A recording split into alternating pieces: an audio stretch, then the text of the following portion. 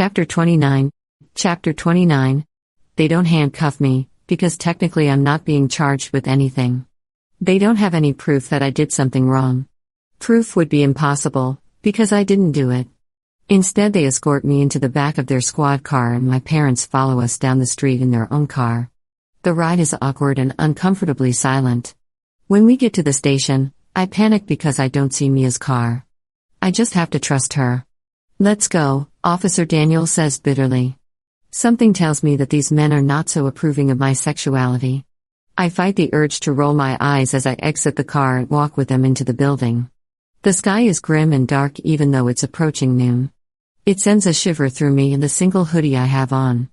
My parents rustle behind us as they attempt to keep up with the officer's long strides. The first thing I notice when walking into the station is the desperate need for some modernization.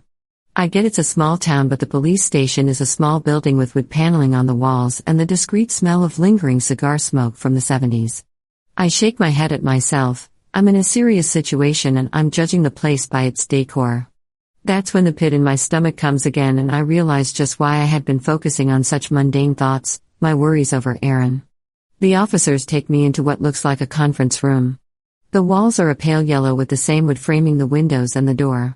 Even the blinds match. It's not exactly homey, but in my head, I was picturing one of those white rooms with a big glass that they watch you from the other side. "Yep, I'll take this gladly." "Take a seat," Wilmont says to me and my parents. My parents sit on either side of me at the large wooden, oval table as the officers sit across from me. They each have folders and big yellow notepads in front of them. "Why would you think I did whatever happened?" I question them right away. "I don't care about their cue to start." "We'll show you," Wilmont says as he opens the folder in front of him. He turns it upside so it's facing me and begins pulling pictures out of it. I can't help but gasp at what I see. The church had been spray painted on the front doors, the windows, the pillars, and almost every single piece of red brick. Profanities and degrading remarks had covered the place of worship. Then, on every empty spot was pictures of me. Pictures of me and Aaron. Kissing. On my front porch last night. I almost feel sick. On the walkway leading up to the church are big letters saying, "I'm a fag and it's time for you Jesus freaks to know." Bellamy M. As the town gathered for church this morning, the people were shocked to see what had happened to our most holy place in town, Daniels explains, taking back the pictures in front of me. My parents are lost for words beside me, and I'm truly lost for words as well. So, that's how the whole town found out about Aaron and I. You can't actually believe I would be so stupid. I say as the two men glare at me. "It's the only lead we have," Wilmont explains. I glare back, remembering how Aaron told me that I was no coward. "Have you read my records, officers?" I ask them with a raised eyebrow. They look at each other momentarily. "We have it here," Daniel says. "But have not had the time to go through them." "You clearly don't know what you people are doing." My mother, the lawyer, says. "You haven't even done your homework."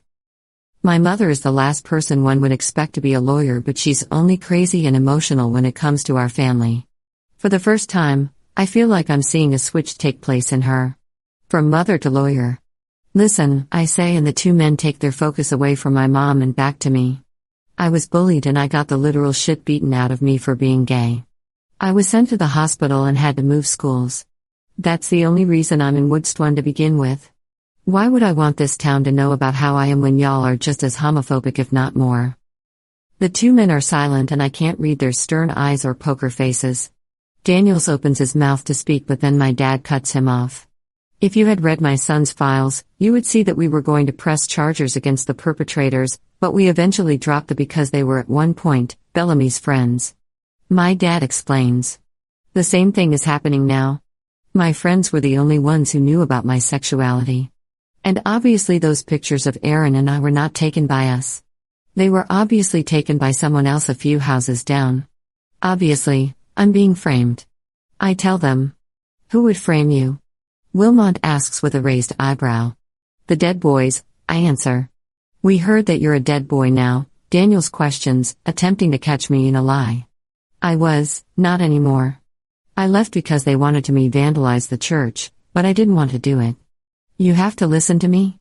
They threatened to out me and to beat up Aaron. "They've already framed me," Outed me and Aaron, and now they have him and doing God knows what to him? Each word I say gets louder and even more stricken with panic. I begin to breathe quickly as the officers look at each other again before looking at me. We will look into Aaron's whereabouts, but for now, we have more questions. Daniel says, and my breath is caught in my throat. You can't be serious. They could be killing him. I shout, standing up. Belle, my mom says quietly as she stands up with my dad and places her hand on my arm. The dead boys are vandals, thefts and mischief makers, but they are not killers, Wilmont snorts. I feel myself heating up even more and the room becomes dizzy. I sit down and place my hand on my forehead as I try to catch my breath. He has horrible anxiety, my father explains to the officers, and out of the corner of my eyes I can see them nod. I'm going to be sick, I mumble. Do you need the bathroom? Daniels asks. Aha, I nod weakly. Up, let's go.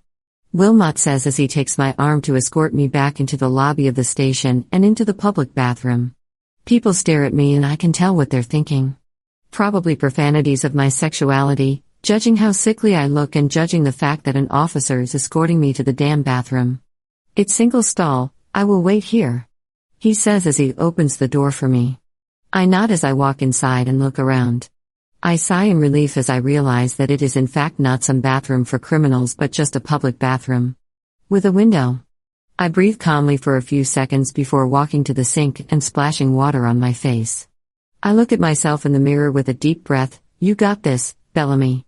Think of Aaron. That's all it takes for me to step away from the mirror and open the window up.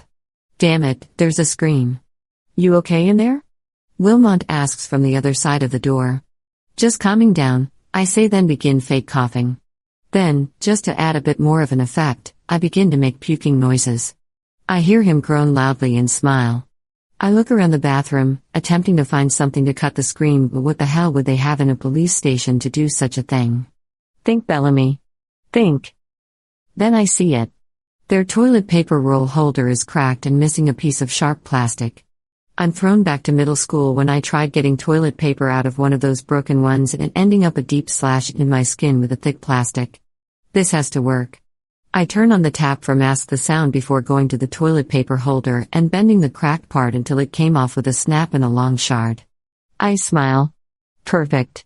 I make a few more puking noises as I walk to the screen and begin cutting it quite effortlessly with the sharp shard of plastic. I knew they needed some updates, but this screen is paper compared to this edge. I can't believe I'm actually breaking out of the police station. I'm able to cut a good-sized hole and I look around the bathroom quickly before tucking the shard into my back pocket and jumping out the window. My feet land about 3 feet down from the window on solid ground. I did it. I'm to the right side of the building and I have TOC circle around to the front.